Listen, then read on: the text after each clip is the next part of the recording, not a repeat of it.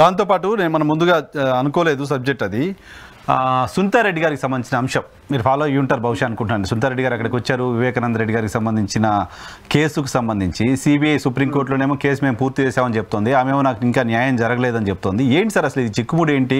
ఆమెకి ఎప్పుడు న్యాయం జరుగుతుంది? సిబిఐ ఏం చేసింది ఇంతకాలం? ఏం జరగాల్సిన అవసరం ఉంది? నిజంగా అనుకుంటే కన్నా సిబిఐ వాళ్ళే వాళ్ళ ఛార్జ్ షీట్లు ఏం పెట్టారు? కాల్ డేటా, తర్వాత గూగుల్ టైంలో 2019-14 సాయంత్రం నుండి 15 వచ్చేసి ఈ యొక్క పాత్రదారులు సూత్రధారులు ఎవరెవరు ఏ టైంలో మాట్లాడినారు ఇదంతా ఛార్జ్ షీట్ లోనే పెట్టారు. తర్వాత ఇక్కడ నుండి అవినాష్ రెడ్డి నవీన్ అనే అతనికి అటెండర్ పిలిచడము. నవీన్ వచ్చేసి వీళ్ళు ఆ రోజు తెల్లవారుజామున ఈ ఎన్నికల మేనిఫెస్టో కోసము కృష్ణమోహన్ రెడ్డి, తర్వాత ఉమారెడ్డి వెంకటేశ్వరుడు, తర్వాత ఇంకొక తర్వాత ధనంజయ రెడ్డి వీళ్ళందరూ ఉన్నప్పుడు వచ్చేసి ఆ ఫోన్ వచ్చినట్టు ఇది తెల్లవారుజామున 4:30 టైప్ లో ఇవన్నీ ఉన్నాక మీరు ఛార్జ్ షీట్ లో పెట్టినారు. పాత్రదారులు సూత్రధారులు కాల్ డేటా అని పెట్టిన తర్వాత మరి వాళ్ళని విచారించాలి కదా. కనీసము భారత్ని జగన్ని ఈ ప్రకారం వచ్చేసి విచారించాలి కదా. విచారించిన తర్వాత వాళ్ళని వచ్చేసి ఛార్జ్ షీట్ లో పెట్టకపోవడం డిఫరెంట్ ఇష్యూ. అసలు విచారించకపోవడం అంటే సిబిఐ వచ్చేసి సక్రమంగా పని చేయడం లేదు అని దానికి ఇంతకంటే పెద్ద నిదర్శనం ఉంది. రెండవది అవినాష్ రెడ్డి కర్నూలులో ఉన్నప్పుడు సిబిఐ అరెస్ట్ చేయాలని పోయి అరెస్ట్ చేయలేక ఎనికి వచ్చిందంటే ఇది ఇంతకంటే అవమానకరం ఏముంటుంది? సిబిఐ వచ్చేసి కేంద్ర హోంశాఖ కింద అమిత్ షా కింద పనిచేసేది. అటువంటి సిబిఐ అక్కడికి పోయి ప్రయత్నం చేసి చేతగాక ఎనికి వచ్చిందంటే ఇంతకంటే అవమానం ఉండదు. కాబట్టి ఇక్కడ సిబిఐ ఒక స్టేజ్ లో బాగానే పనిచేసిందేమో. ఈ యొక్క సూత్రధారులు పాత్రధారులు తర్వాత దస్తగిరిని అప్రూవర్ గా చేయడము రంగన్నది ఇవన్నీ అని ఒకసారి అనిపిస్తుంది. కానీ కొన్ని సందర్భాలు చూసినప్పుడు ఇదేంది దేశంలో సిబిఐ మీదనే ఒక కేసు పెట్టడము, సిబిఐని బెదిరించడము, సిబిఐ భారత్ని విచారించకపోవడం అని చూసినప్పుడు సిబిఐ సక్రమంగా పనిచేయడం అనేది మనకు అర్థమవుతా ఉంది. తోడు మన సుప్రీంకోర్టు వచ్చేసి మా విచారణ పూర్తయింది అని చెప్పేసి వాడికి క్లోజ్ చేయడం అనేది జగన్మోహన్ రెడ్డిని భారత్ని విచారించకుండా సిబిఐ దర్యాప్తు ఏ విధంగా క్లోజ్ అయిపోయింది? నేను వాళ్ళని చర్చతో పెట్టమని చెప్పలేదు, విచారించాలి కదా అంటాను.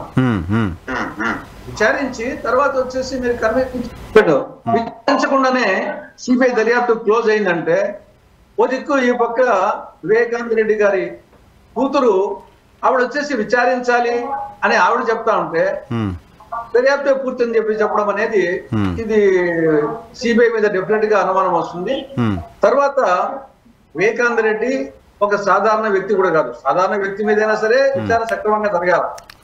ఆయన ఎక్స్ సమితి president, ex MLA, X MLC, ex MP, X minister, ఒక మినిస్టర్ కు తమ్ముడు, చీఫ్ మినిస్టర్ తమ్ముడు, ఒక చీఫ్ మినిస్టర్ కు చిన్నాన్న.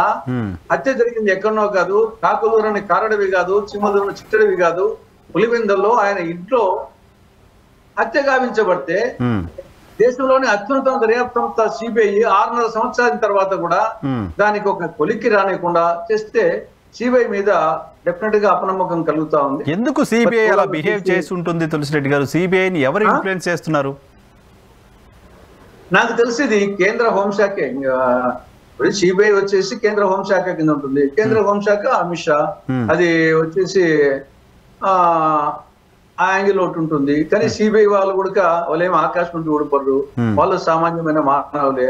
వాళ్ళకు ప్రలోభాలకు అన్నిటి లోపడతా ఉంటారు. ఇవన్నీ మనం చూసినట్టు చాలా సందర్భాల్లో మాట్లాడుకున్నాం. గతంలో ఏపీలో వైసీపీ అధికారంలో ఉన్న సందర్భంలో, జగన్మోహన్ రెడ్డి ముఖ్యమంత్రిగా ఉన్న సందర్భంలో ఆయన భారతీయ జనతా పార్టీకి రకరకాల సందర్భాల్లో పార్లమెంట్లో మద్దతు ఇస్తూ వస్తున్నారు.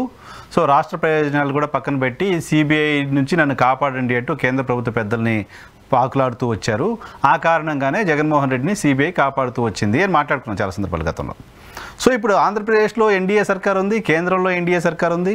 ఆంధ్రప్రదేశ్లో ఇప్పుడు ప్రభుత్వాన్ని లీడ్ చేస్తున్న నాయకులు మేము అధికారంలోకి వచ్చిన తర్వాత వివేక హత్య కేసు నిందితులు ఎవరో తేలుస్తామని ఎన్నికల్లో మాట్లాడారు, పులివెందులకు వచ్చి మాట్లాడారు. ఇప్పుడు కూడా సిబిఐ జగన్మోహన్ రెడ్డి చేత ఏ రకంగా ఇన్ఫ్లుయెన్స్కు గురవుతోంది? అదే మీరు చెప్పినట్టు ఇక్కడ టీడీపీ వాళ్ళకు కూటమి వాళ్ళకు ఇప్పుడు మాట్లాడే అర్హత లేదు. గతంలో మాట్లాడే అర్హత ఉన్నది, కానీ 14 నెలల తర్వాత ఇప్పుడు వచ్చేసి వాళ్ళు ఏం మాట్లాడినా అది బూమరాంగ్ అవుతుంది. టీడీపీ వాళ్ళకి వచ్చేసి వాళ్ళకి అర్హత లేదు, వివేకానంద రెడ్డి హత్య గురించి మాట్లాడే అర్హత వాళ్ళకి లేదు. కాకపోతే ఏమిటి, ఇక్కడ సునీత వచ్చేసి ఆవిడ ఫైట్ చేస్తుంది. ఆ గవర్నమెంట్ ఉన్నా ఈ గవర్నమెంట్ ఉన్నా సుప్రీంకోర్టులో వచ్చేసి నిజాయితీగా ఆ కోణంలో ఆలోచించినప్పుడు, టీడీపీ కోణం కాకుండా సునీత కోణం ఆలోచించినప్పుడు దీంట్లో సిబిఐ వచ్చేసి సక్రమంగా పనిచేయడం లేదు అనిపిస్తుంది. దాన్ని డెఫినెట్ గా వచ్చేసి సిబిఐ వాళ్ళు వచ్చేసి ప్రలోభాల కన్నా లొంగండాలా, లేదా వచ్చేసి కేంద్ర హోంశాఖ ముందు కొంత లీనియన్స్ ఎందుకులని చెప్పేసి ఇప్పుడు ఇంకా దాని గురించి పట్టించుకోకుండా అప్పుడు చెప్పిన దాని మీద నడుస్తా ఉందేమో అనిపిస్తుంది. ఇప్పుడు ఇంకా సిబిఐ వచ్చేసి సుప్రీంకోర్టుకి చెప్పేసింది ఇంకా మా దర్యాప్తు అయిపోయింది అనేది. కాబట్టి ఇంకా రేపు 19వ తారీఖున ఉన్నట్టుంది సుప్రీంకోర్టు. మరి జనరల్ గా మళ్ళా ఫర్దర్ ఇన్వెస్టిగేషన్ చేయండి, మేము దర్యాప్తు క్లోజ్ అయిన తర్వాత మళ్ళా దర్యాప్తు చేయమని బహుశా చెప్పేది రేర్ గా ఉంటుంది, చూడాలి. కాబట్టి బహుశా ఇంకా జరగబోయేది వచ్చేసి సిబిఐ స్పెషల్ కోర్టులో ఇంకా ఫైనల్ ఛార్జ్ షీట్ వేయడము, తర్వాత ట్రయల్ స్టార్ట్ కావడము, ఆ ట్రయల్లో వచ్చేసి ఒక యాజ్ ఎర్లీ యాజ్ పాసిబుల్ వీళ్ళంత లోపల పోవడము, దాంట్లో అక్విటల్ కన్విక్షన్ ఏదో రావడము, దాని మీద మళ్ళీ హైకోర్టు అప్పీలు, దాని మీద సుప్రీంకోర్టు అప్పీలు, ఇంకా ఈ ప్రాసెస్ స్టార్ట్ అవుతుందేమో అనిపిస్తుంది. ఇంకా కానీ సిబిఐ గతంలో చెప్పిన దాని ప్రకారమే పోదాము, ఇప్పుడు మళ్ళీ మనం మార్చుకోవడం ఎందుకు అని అనుకుంటే కూడా సిబిఐ గతంలోనే చెప్పింది, నిందితుడిగా అవినాష్ రెడ్డిని చేర్చింది, మీరు చెప్పినట్టుగా భారతిరెడ్డి, జగన్మోహన్ రెడ్డి ప్రస్తావన ఉంది.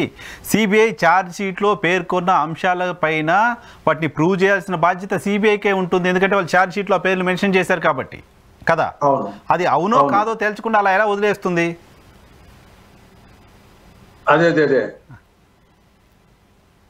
కాబట్టి దాంట్లో మీరు చెప్పినట్టు వచ్చేసి దాంట్లో పేర్లు పెట్టి దర్యాప్తును పూర్తిగానే ఉన్నప్పుడు డెఫినెట్గా సిబిఐ మీద వస్తుంది. మరి ఇంకా సుప్రీంకోర్టు ఇంకా ఇన్నాళ్ళు అయిపోయింది కాబట్టి ఇంకా ట్రయల్ స్టార్ట్ చేయమని చెప్పేసి చెప్పొచ్చు. ట్రయల్ అప్పుడు వచ్చేసి ఇంకా ఫైనల్ ఛార్జ్ షీట్ వేయాలి కదా, ఫైనల్ ఛార్జ్ షీట్ వేసేటప్పుడు ట్రయల్ ఏమైనా వస్తుందో చూడాలా. ఏదైనా అనుమానాలు ఉన్నాయి, కానీ కనీసం 6 సంవత్సరాలు అయిపోయింది, ఇప్పటికి నా ట్రయల్ స్టార్ట్ అయితే తర్వాత ఫైనల్ ఛార్జ్ షీట్ ట్రయల్ వస్తే చూద్దాం ఎట్లా ఉంటుందో. కానీ అనుమానాలు మాత్రం ఉన్నాయి సిబిఐ మీద. ముందేమో అప్పుడప్పుడు కొన్ని బాగా చేసినట్టు అనిపించింది, కానీ మళ్ళా కొన్ని సందర్భాల్లో వచ్చేసి బాగా చేయలేదు అనిపిస్తుంది.